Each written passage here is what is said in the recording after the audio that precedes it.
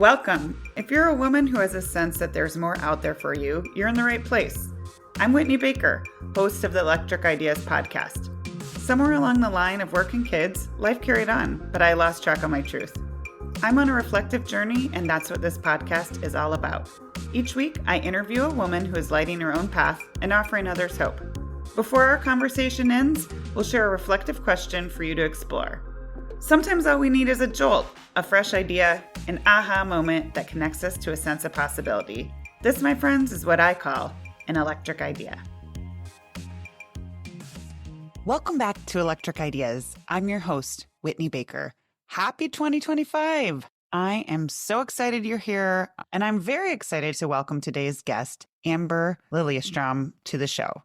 She is going to help us set the tone for what I know is going to be a meaningful year. I'm claiming it. I'm calling it in for anyone listening. Amber is an author and a speaker, as well as a business growth strategist for entrepreneurial women. But let me tell you, regardless if you're an entrepreneur or not, this conversation is fully relevant and it's going to light you up as you step into 2025. Amber's work is widely known and celebrated. It's been featured in all kinds of top-tier media. She's authored 2 books, one called Paddle Home and the other called Master Your Money Mind. She also hosts a podcast called Ignite Your Dream.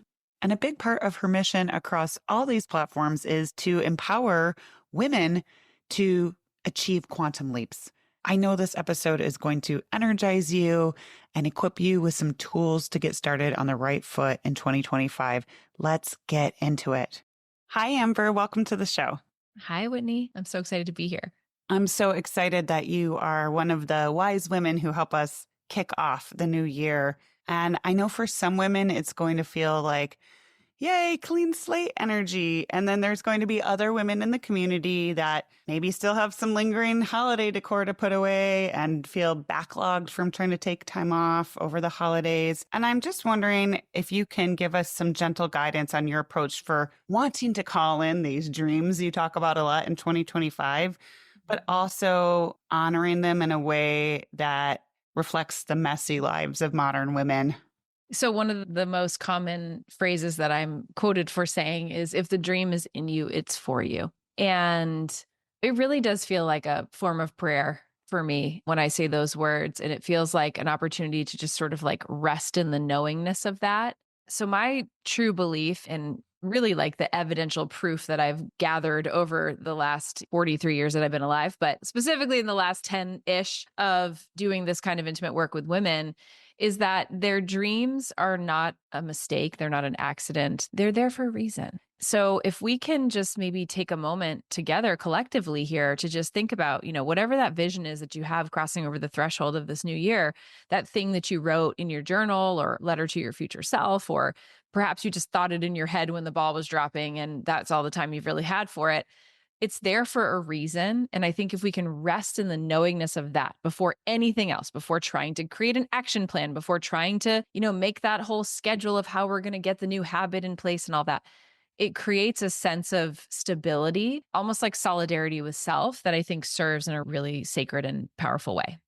I love the turn of phrase, solidarity of self. I feel like that grounding is important because I think a lot of women are trying to figure out how to feel clear, but then also to take action that feels aligned while also balancing the timeline of their own lives. So if you are working with a client and maybe she has a bit of an audacious dream for 2025, how do you help her kind of get clear on steps that will feel safe and like she's moving in the right direction without getting overwhelmed right away? Well, I think it's important to say, like, she's probably going to get overwhelmed. And we just get to normalize feeling exactly what we feel. I think that this is actually like the more relevant part of the conversation before we talk action plan, because what spooks us away so often from creating change in our life are these real valid feelings of trying to do something we've never done before and trying to create something without the resources. But the reality is, Whitney, is that the dream always precedes the resources, like 100% of the time. And so when our imagination kicks in and it has this vision and it's, or however you might perceive it, some people are, they're maybe more clairaudient. They hear things or they just feel the sense of knowing in their body. They're maybe not like as visual. I know we kind of like always talk about the visual, make a vision board, all this, but not everybody perceives and sees like that. I also want to throw this into the mix that maybe you manifest and move towards dreaming and visioning in a different way than just seeing. And if that's the case, what is your way? Maybe you're somebody who like goes and has an experience and then just has this knowing, like this is the thing. Just wanted to acknowledge other people that perceive differently. But I think that understanding that you're going to probably actually feel overwhelmed, that the dream in many cases actually is triggering. And that's a good thing because what it's doing is it's equipping you and expanding you in a way that's going to be required in order for that version of you to exist. And we have to become a different version of ourselves to live into our dreams. It's like that's the giddy up and the go, right? It's like, okay, if I want to learn how to do a pull-up, if I want to train my muscles to be able to do a pull-up in 2025, well, the muscles are not capable of doing that today. Like I've tried, I can't. And so I'm going to have to expand them. I'm going to have to stretch them. I'm going to have to probably be sore. I'm going to feel like I can't do it. There's going to be sort of steps along the way. And I think going back to the solidarity with self piece, I feel like this is like the thing. If I could give this to every woman, if I could walk around with like a little wand and boop everybody on the head, it would be like, what does your life look like? Dreams and otherwise, mothering and otherwise, career and otherwise. When you have your own back 100% of the time, you're not abandoning yourself. You're not mean girling yourself. You're just like, oh, wow, that just happened. Oh, wow, that feels real. Okay, how do I support myself through this? How do I create solidarity with myself and understand what I just said? If the dream is in me, it's for me. It's meant to lead me on the path to deeper understanding of myself. It's meant to lead me in the direction of what it is that I really want for my life. Okay, these are some interesting invitations I'm making, but I want to talk about this with you. I want to like float these in because I think if we don't have a solid foundation from which we're going to leap in the direction of our dream, we're not going to get very far. I love that. It kind of brings to mind something else I've heard you talk about, which is something you've said about the moment we stop running for our reflection and start embracing it. That's how we actually start to make these shifts. How do we know we're running? I mean, you feel it. You know it. You know what your body feels like. You know what your energy feels like. And for some people, it'll be like, yeah, but this is all I've ever known. And I love that. I mean, I just think this whole human thing is about self-discovery. Like, I really think we're here to meet ourselves. I really think that's what the whole journey is about. And my proof of that, because sometimes people, okay, that's really wonderful. Pie in the sky. I love that, Amber. That's so great. You're so zen. Awesome. But I think about like our kids and, the way that they are just themselves, right? Like it's so precious how they're just so embodied.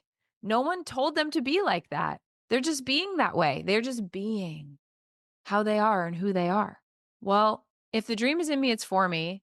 I've had the same dreams, a lot of them my whole life, in different iterations. Like I've had some of these same dreams for a really long time. Where did that come from? I think it's one of the most holy, sacred things about a person, what they dream about. If I could talk to anybody or any person about anything in the world, that's what I want to talk to them about. I want to know, what are you dreaming about? Because I think that the way that they come through us are like, it's kind of inexplicable in the same ways that the people that you love the most in your life, like think about your best friend. How did you find that person? Could you have orchestrated that if you even tried? Yeah, I want to give you a chance to tell us a little bit more about maybe some of the other unexpected ways you feel like dreams come to us and come through us, because I thought that was really interesting what you said. And we can only perceive what we've experienced. And sometimes I'm sure with working with lots of women, when you give an examples and you hear their examples, I'm sure it's been eye-opening. Yeah. So for me, the most authentic thing I can speak from, right? My three earliest dreams that I can remember back as a young kid. The first was to be a mom. I knew I was going to be a mom. I just knew it. I knew I was supposed to be a mother in my life, and I'll share more about that, how that journey unfolded. I knew that I was going to write. I knew I would write books. I knew that I was here to help people. I'm a survivor of childhood sexual abuse, and I testified in court when I was 5. And I feel like I had incredible support from my parents and incredible support in therapy and all this. And I'm grateful for that. I wasn't a person who had that tough experience at a young age and went really into a dark place. I did have an eating disorder and all of that, but later as like a coping mechanism for stress, but I didn't turn to drugs. I didn't turn to addiction. It was like I knew that this thing happened to me and I was going to help other people from what I learned through it. And I can't explain. It's not like I'm some sort of like high moral person. No, that was just what my reaction to it was for one reason or another. I was so young, I couldn't have orchestrated that. It was just my natural inclination. I remember having this vision of like, this didn't happen to you for nothing. Like, you're going to help people. You're going to help people. I remember just like, Mm. okay, knowing that, like from a very young age. And then the other one was I wanted to be a like a singer. I wanted to sing. And I was too afraid. Like, really, I remember I didn't actually like sing publicly for the first time until I was like in eighth grade. I tried out for chorus and I ended up getting a solo and I got to sing. And I still, to this day, I sing the national anthem at sporting events on occasion. And I've done it. I did a lot in my 20s and I do it they call me sometimes now and they're like, can you come sing? And I do. And I'm like, I'm not a pop star by any stretch of the imagination, but I get to sing, and it's meaningful to me. I've gotten to use my voice. And with the mom stuff, yeah, I struggled with endometriosis in my 20s and I ended up going through fertility to conceive our daughter when I was in my early 30s. And then we adopted our son in 2022 and I had a long battle, challenge with infertility from Ani to Alex.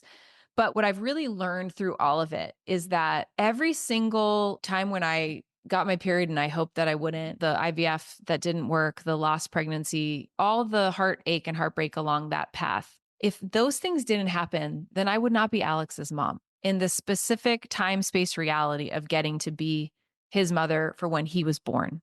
And I just think about, like when you take the bird's eye view on your whole life journey and you look at the way that everything unfolded, it's like, wow, I could not have planned it. And I thought that I was on the wrong track. And I was so sad in certain moments along the way. But every single one of those little pebbles along the beach were leading me to this conversation today, right? To like this iteration of myself that I get to be, this mother that I am. And I didn't give up on that dream of being a mother. I didn't give up on that dream. It's like I just let those things kind of be in the background. So I would sense, I'm kind of feeling this at this point in our conversation, that there might be dreams that some of you that are listening to this have been sort of like gestating for a really long time, that have been like on a back burner, maybe written on the pages of old journals, and you kind of just decided to let it go. And there's nothing wrong with that. I think that our dreams can shapeshift and evolve. But I just wonder, if you hear my story and you hear me talking about it in this way, in what ways are these dreams actually your reality in this moment, but you have been just looking at it through this sort of fragmented lens of, well, I just couldn't birth another baby. But it's like, right, but you were always supposed to be Alex's mom. And you have so much proof of that. And if you had birthed another baby, you wouldn't be. And so it's just leaves me completely humbled and in awe, of the unfolding and of how I truly believe, life gets to be so much more magical than we have been led to believe, and then perhaps what our sweet little hearts will allow us to actually rest in, if that makes sense.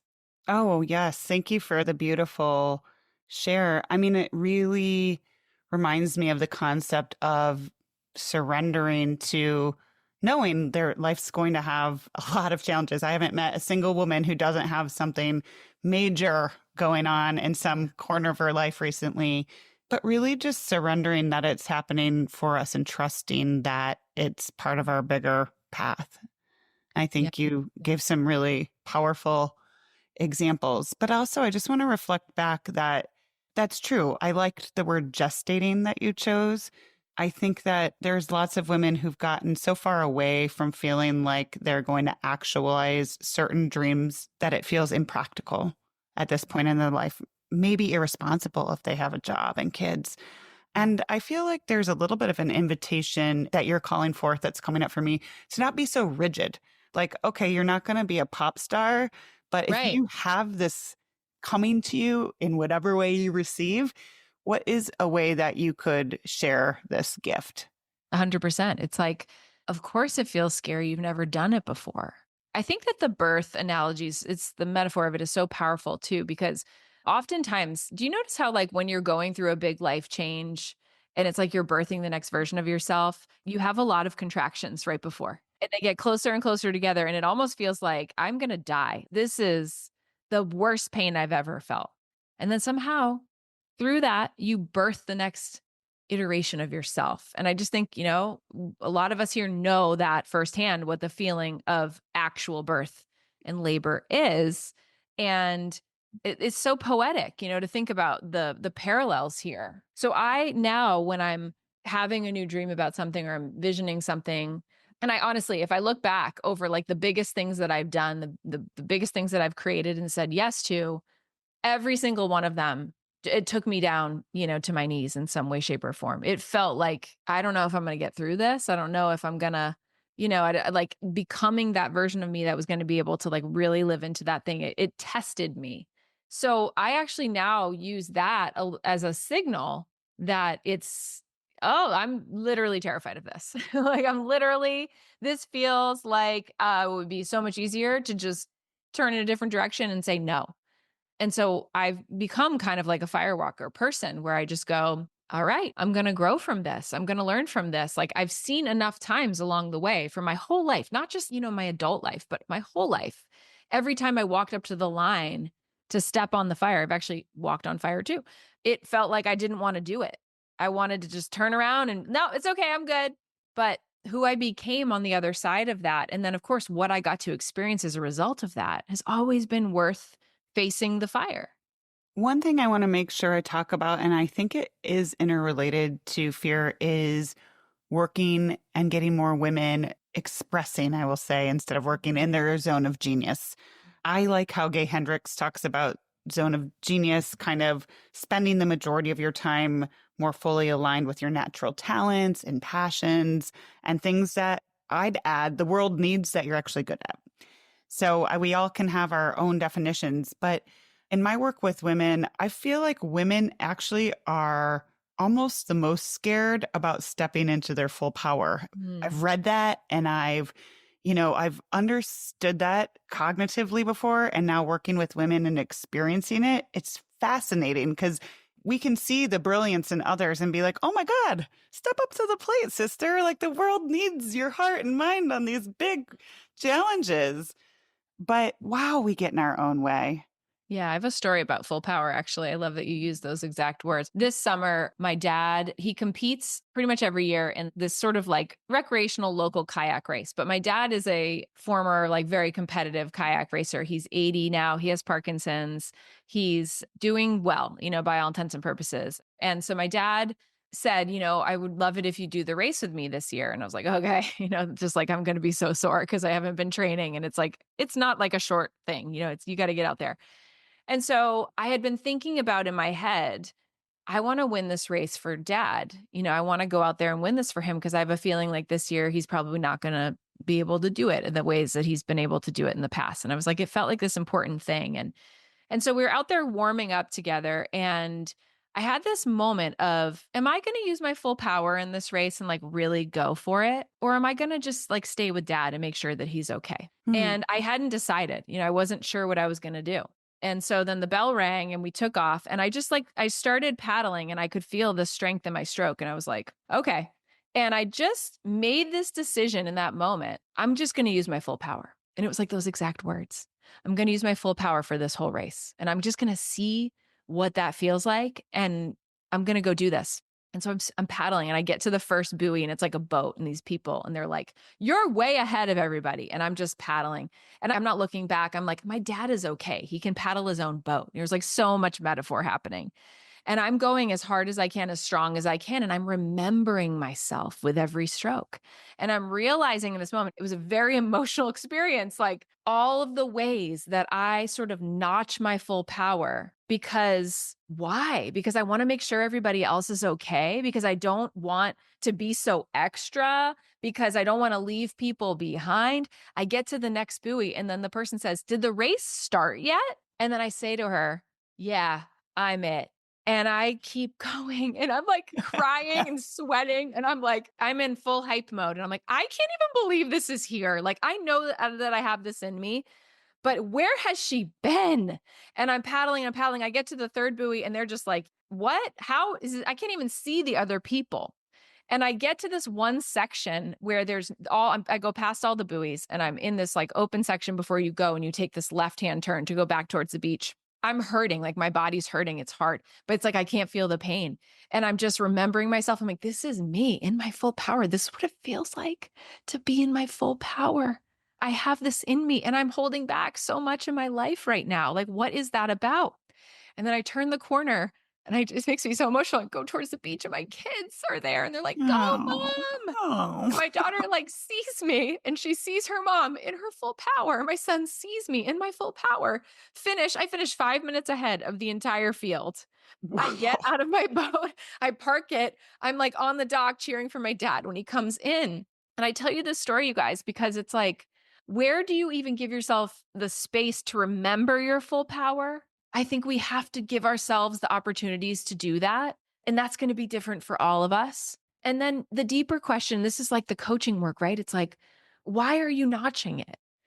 And if every single woman were to step into and live from her full power, can you even imagine, what our lives, what this world would look like?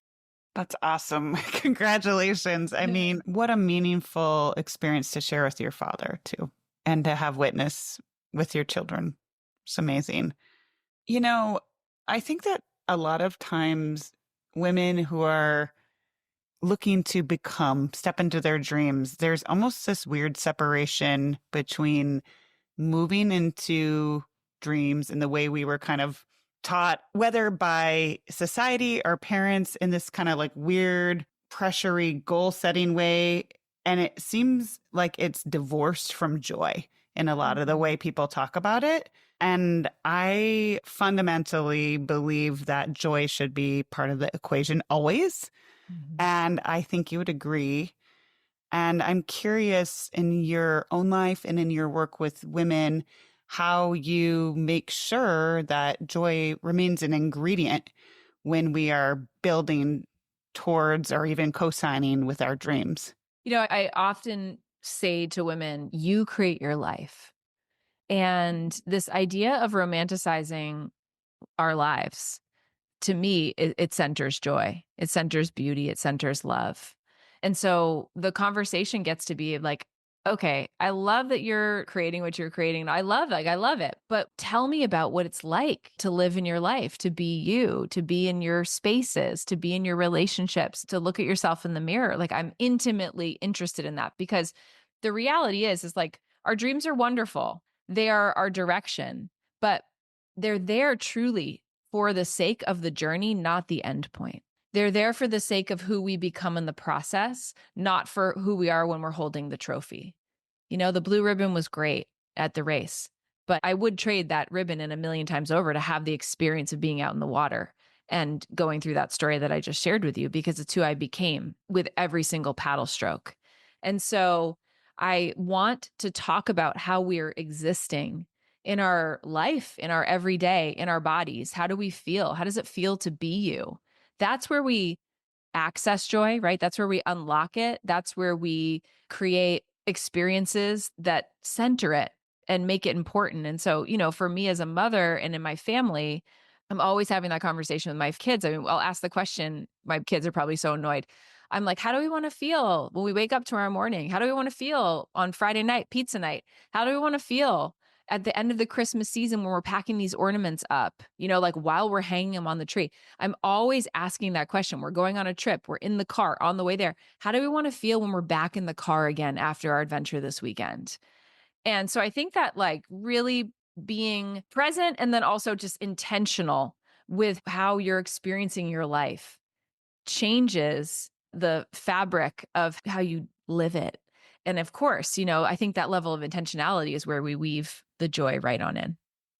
That's beautiful. I think it's probably something that some people naturally do, is like, what are you looking forward to about this trip and that sort of thing. But I really like that line of reflection, especially with the family, of like, how do we want to feel after this trip? Or, we're just coming off of the holidays after this episode airs. And I feel like when we have these important conversations with ourselves and with our families, because I do similar things with my family, it almost becomes a filter for me. And then if my kids are all of a sudden wanting to do something that I just don't feel like is aligned with how we want to feel, it's easier to invite them back into the conversation. Is that going to bring you Totally. peace? Is that going to bring you joy? Okay, maybe that we put that on the let's pass on that for now list. Totally. That's beautiful. Yeah, exactly. And I think when we open up the awareness of our experience, and I think going to your point earlier, perhaps a lot of us were sort of raised in this paradigm of like the goal, like achieve the goal, pay your dues, get there, work hard, these different ideologies. And I think that a lot of us got to this place of like, but for what? What is the point of it? And I remember just thinking to myself as a young kid, we have these jobs because parents are trying to make ends meet and all this, but I'm like, but you're not happy. Nobody's really that happy here. Like everything feels like a slog all the time. The Sunday scaries are very real. I remember just feeling like a sense of dread a lot in Mm. the environment of like our timeline and what we were doing. And everything was like for the sake of some future reality that wasn't here yet. And my mom worked really hard at it. She would do like candlelit dinners like every night. I don't even know how she did that. She worked this job and she would get home and she was exhausted and she would put on music and make a beautiful meal and light candles for us every single night that she possibly could. And I do the same for my family now. And it's like a thing that's been passed on. And I knew that brought her joy, but it didn't feel that joyful from my position. And we were never talking about joy, right? We were never like grounding into like, why are we lighting candles? And why are we putting on this music? And what does this music mean? And so I think that for me, I don't judge that. It's like, it was beautiful in the ways that it needed to be. I want to take it a little step further and I'm able to, and I'm very fortunate to have that perspective because that's the beauty of our ancestors and our parents and people doing what they've done to make it possible for us to have what we have. And now I can sit with my kids and we do our gratitudes, every night and we do our grace in the way we do grace and we have ritual and we do things in our family that really ground into the intention of the experience that we want to have. And I feel really grateful. That's like the level of consciousness that we're raising our children in and what we're doing because what's the point of anything if it's not for the purpose of creating the experience you really want to have? And sharing from a place of love. I feel like Yeah. it's interesting. The food example can bring up so much for women because I feel like Mm.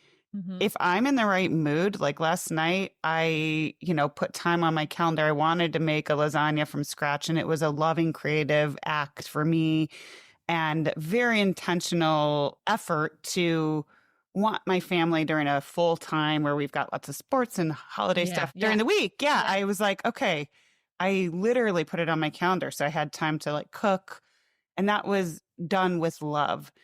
But a lot of women also could do something just as like much more simple and have it still have the same intention. For example, I just feel like the energy of leading with oh, I should be doing this. Oh, I should. And Totally. like Yes. doing something from that harried, forced, frustrated energy, everybody feels that. And so I feel like really getting clear on what we have capacity for and what we can do with Mhm. joy during any given season helps. And just noticing when you're doing the should thing with yourself, right? Like if Mm, you have to do Chipotle dinner or McDonald's dinner or whatever, it doesn't matter. You're feeding your family. But if you're judging yourself about it instead of celebrating yourself for it, you're going to have the varying experience. And so I think the foresight thing, I think going way back to one of the earlier questions around mhm, like, what can we do? Carve out even a 10-minute window, a 20-minute window to be intentional about how you want to experience your life. And, you might look at your calendar if that's the place where life is happening, and you can start to set some tracks for, okay, this is how we're going to do it. I started meal planning this year for the first time ever in my entire life as a family member. I mean, it's been like such chaos and I felt so bad about it for so long. And then I realized like I actually really like doing this.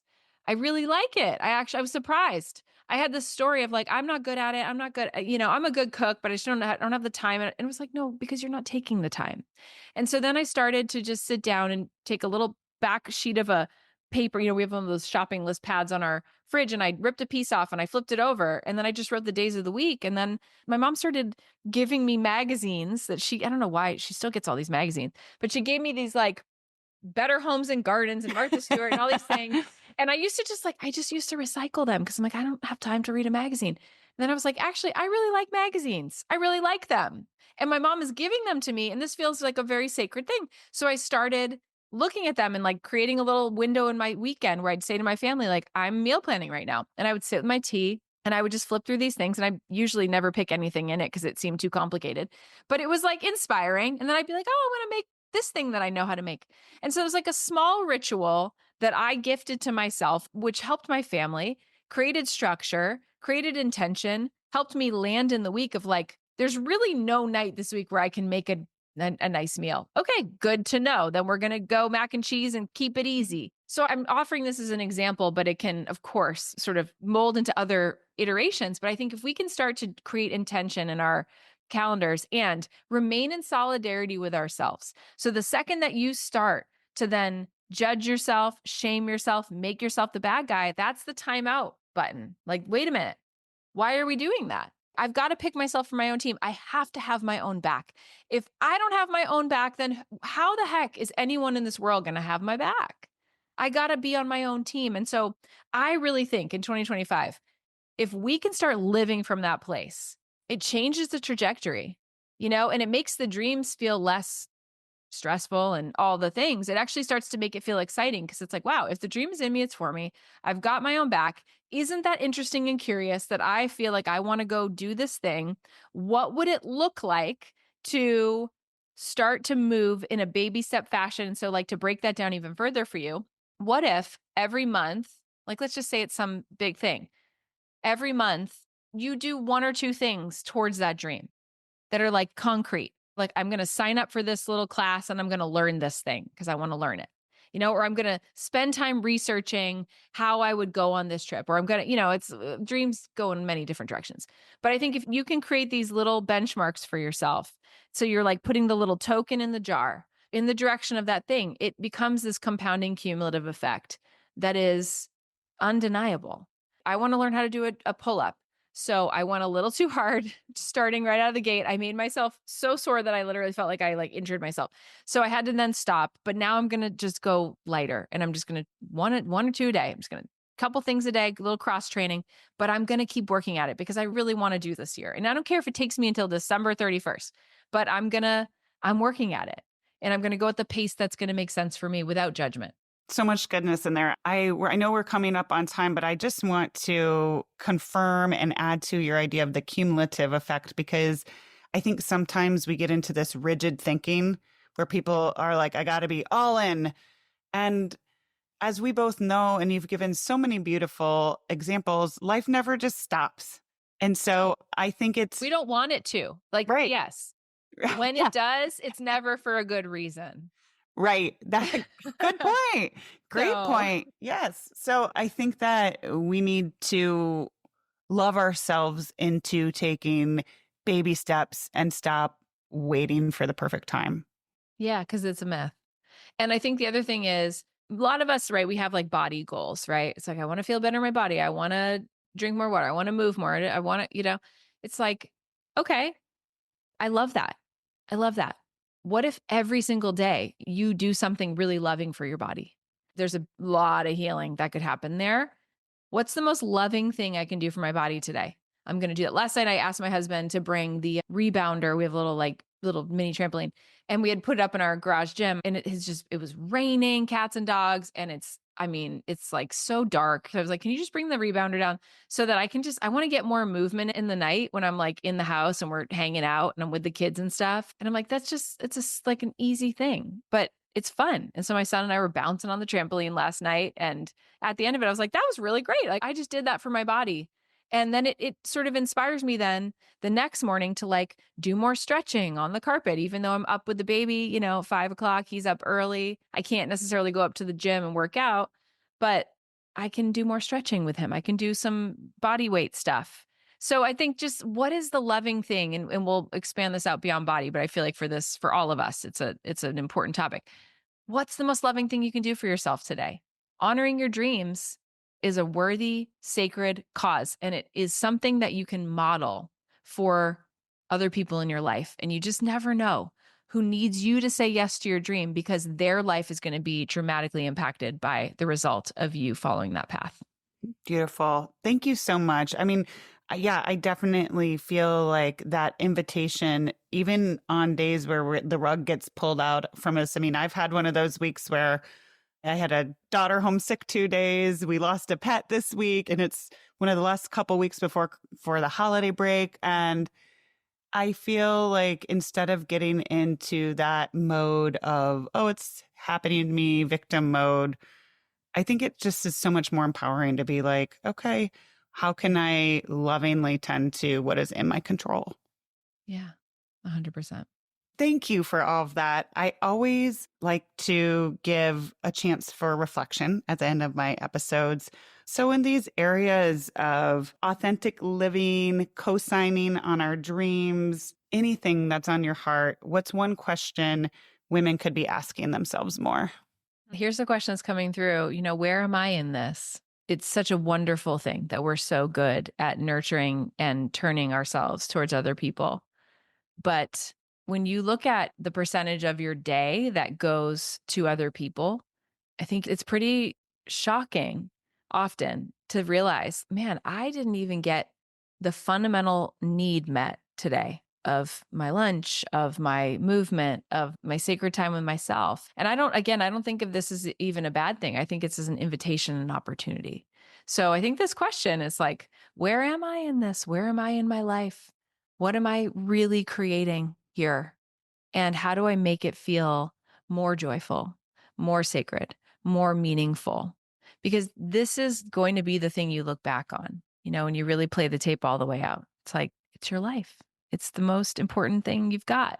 And your relationship with yourself is like the sun. It radiates out and touches all the other relationships and other aspects of your existence. And so taking care of self, I think we could all raise a glass to that. What a beautiful way to leave us. I know my community is going to be inspired and want to connect with you and learn more. So, where can we find you, Amber? Yeah, the simplest place is at amberlilyestrom.com or at Amber Lilyestrom on Instagram. I also have a podcast called Ignite Your Dream.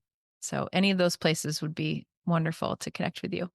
Wonderful. Well, thank you for being here today and supporting my community and stepping into the new year with some beautiful guidance and wisdom. Thank you, Whitney.